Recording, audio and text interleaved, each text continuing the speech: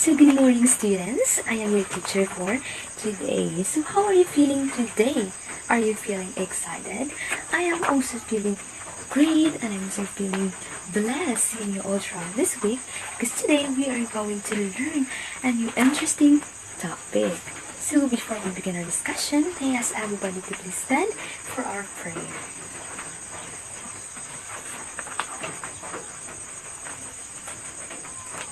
So before you take your seats, I want you to please pick up the brushes under your chair and please arrange your seats properly. Alright, you may now take down your seats. So before we begin our discussion, is there anyone absent here in our class? Very good. So everyone are present in our class. So let's give a hand of applause on each and every one of us. Alright, so before we begin our discussion, let me first read our learning objectives or the intended outcomes of learning. So the first one is the knowledge. So explain what risk assessment and describe the type of studies used to assess chemical hazards. For the skills, classify examples of chemical exposures, risk as high, low, through group activity. And the last one, appreciate the importance of careful chemical use and protecting human and environmental health. So again, good morning students. Alright, so are you excited for our new lesson for today? Alright, so I'm also feeling excited. So before we begin our discussion, let me first ask you on what our topic is all about yesterday. Yes? Very good. So our topic for yesterday we talked about the reproduction of plants. So we have, very good. So we have sexual and asexual. We're in sexual is the fusion of the sex and sex cells which are the male and female. So asexual, in which it doesn't need the fusion of sex cells in order for it to produce. So it can produce with its own independently. So now, since we are done with the topic of reproduction of plants, so now let's proceed to our new topic. So I have here 8 pictures. So what you're going to do is just to observe and open your mind and try to describe or tell me what have you observed in each pictures. So here, this is the first picture. So what have you seen in the first picture? Yes, Anna? Very good. So we can see here an alcohol which we are using every day to clean our hands for disinfectant. Very good. How about this one? Alright, very good. So this is the cleaning agents in which these cleaning agents we are using it to clean our house, such as cleaning the toilet or cleaning the window, right? Okay, so now let's proceed to the second picture. So what do you think is this one? Yes, Ben? Alright, very good. So this is for insects or insect spray. What do you think is the role of this insect spray? Of course, we use it for insects such as mosquitoes because it is very harmful for our body. So here, how about this one? Alright, very good. This is a bleach. And lastly, we have, so those are the pictures. These are the alcohol. The next one is the cleaning agents, and this one is the insect sprays, and lastly we have the bleach.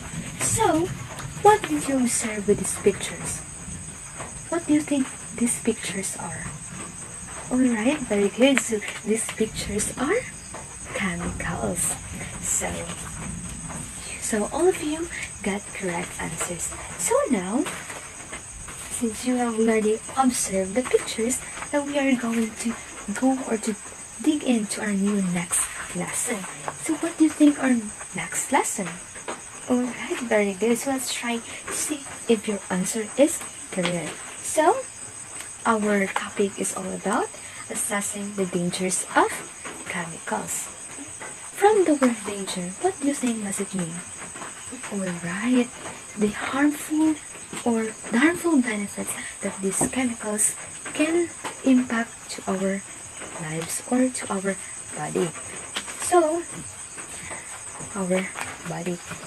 we have here the first one, measuring risk. So what is measuring risk? Can anyone of you share their ideas? Alright, so one of you know what is measuring risk. So, measuring risk. These are the studies that help measure or quantify potential risk. So, these are the studies that measure.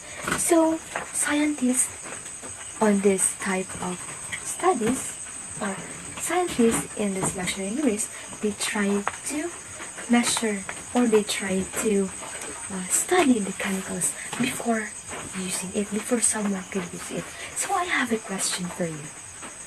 If a chemical company sells a chemical product, do you think it is unnecessary for them to check if the chemicals are harmful? Yes, Ben? Very good. That is correct. So scientists, before they try now or they are going to sell the products, they need first to check if these products are harmful or beneficial to each and every one of us. Just like I forget what's the term of this one, but they need to ensure that these chemicals cannot harm humans. So, going back to 2019, what happened in 2019?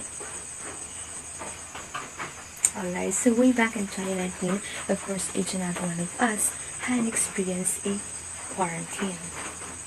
Quarantine because of the COVID-19 pandemic, in which all of us humans are being affected, right?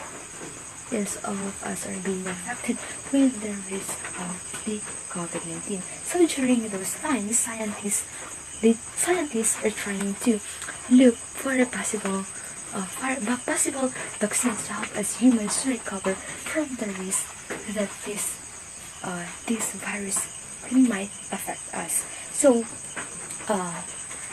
before they give the vaccines to every Filipinos, I mean not just Filipinos, but all the people here in our in the earth, they will first study or to examine the effects of these chemicals. So like for example, the Pfizer, of course it takes them several years, I think, several years for them to look for the vaccine, because of course they will need to study first or to examine if this vaccine can really helpful to us human beings. So that is the measuring risk.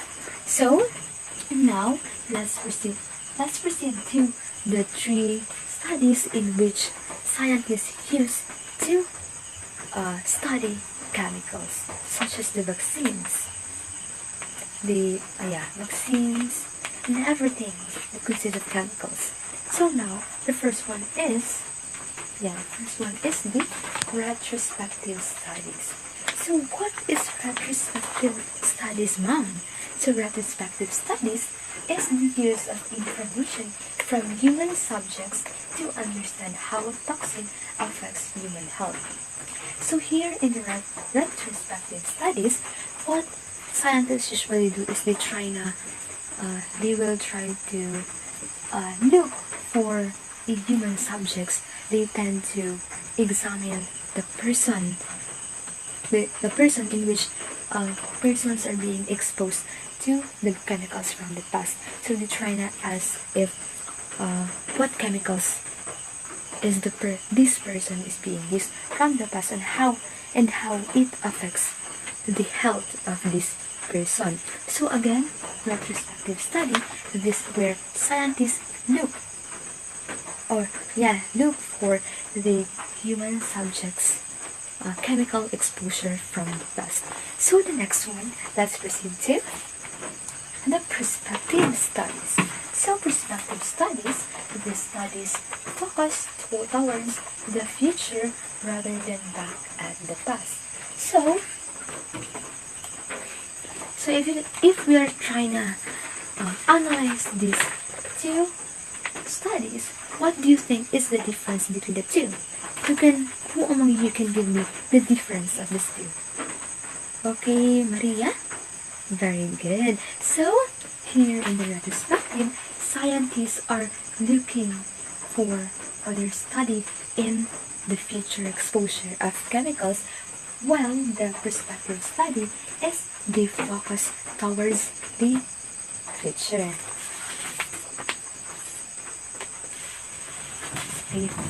So scientists follows the person's habits, or they try to look or study the person, such as its habits like eating, smoking, or work exposure in the future. In the future. So again, perspective in the future and retrospective in the past. Okay, so now let's proceed to the actual risk. So when we say actual risk, this is a risk that can be measured through scientific experiments and studies. People's perceptions of risk may not be based on hard data. So may I ask you a question? What do you think, in your own opinion or in your own experience, what do you think is the most dangerous for you? Riding an airplane or smoking? Alright, some of you might say you are scared of airplane because some of you might maybe are afraid of heights, and some of you might say that smoking is dangerous between the two because it can affect not just the persons around you, but as well as you yourself. So here in the actual risk, it is just the perception of a person, wherein you perceive risk as harmful or you perceive risk as not harmful. So just like as my example, which is the airplane and the smoking, some of you might say that airplane is more dangerous than the smoking, but in general term or in generalization, smoking is most dangerous than riding an airplane. So, did any one of you or did all of you understand what actual risk mean? Alright, very good. So how about when I say, or how about when I ask you questions such as, if you're given the chance to eat one candy in just one day, what do you think will happen to you? Yes?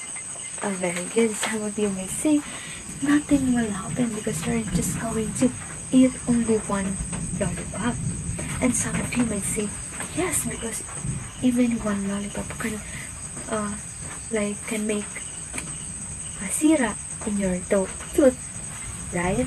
So, how about if you're given the chance to eat 5 candies in just one day or every day? What do you think might happen to you? Very good. You might experience stomach ache, right? Or you might experience having a toothache. So that is an example of, alright, that is an example under the measuring, the retrospective studies. So, did you understand the topic about the assessing the dangers of chemicals? Again, what are chemicals? Very good. Chemicals are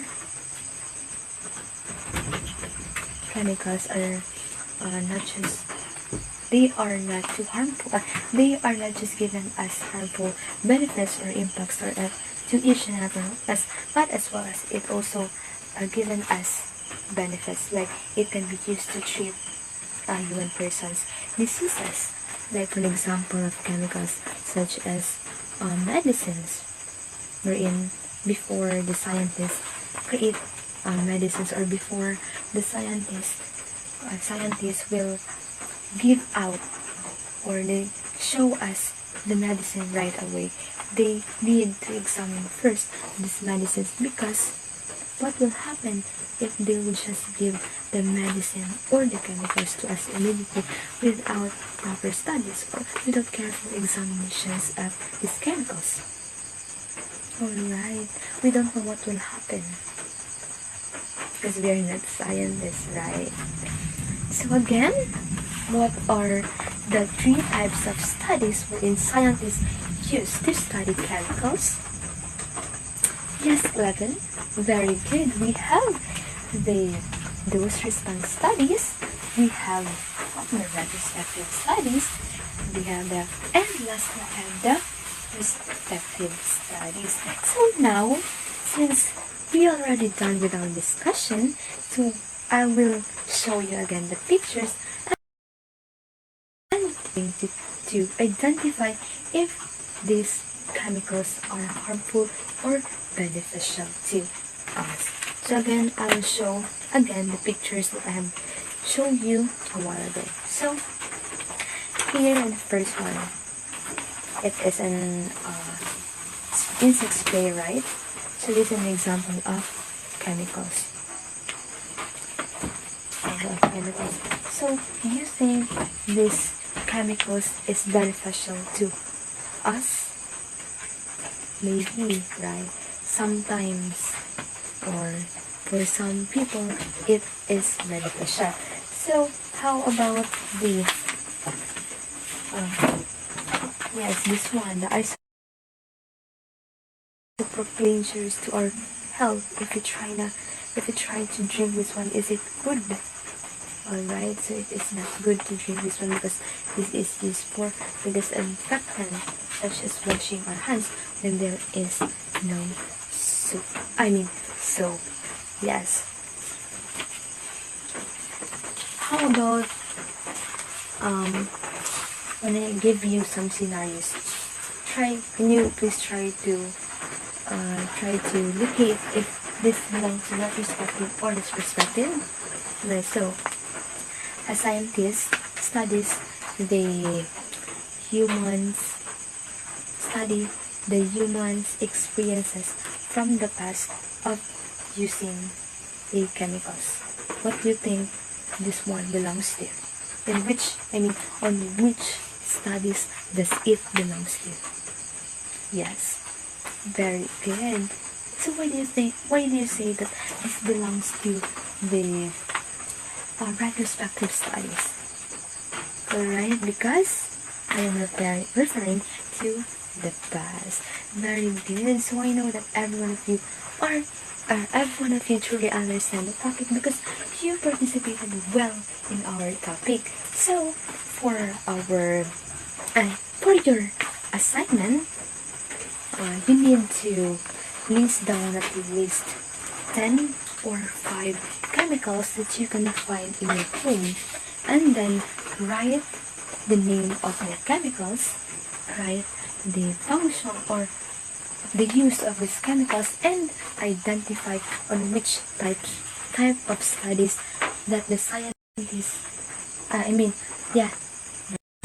and then identify if these chemicals are harmful or not harmful. So if it is not harmful, then state why, and then if it is harmful, then explain also why.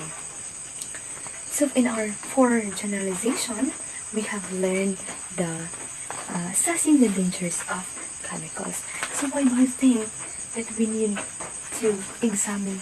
Why do you think that the scientists need to examine first the chemicals before giving it immediately to the people? Yes, very good. To make sure that these chemicals will not give us a harmful, or it will not create even dangerous effects to our health. So another one. Okay, so no one would like to answer. Okay, so for the generalization,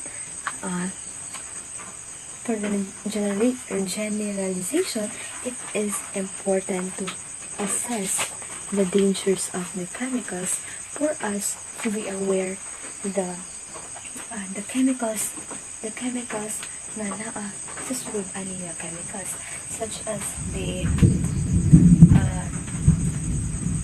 muriatic acid, right? It is dangerous.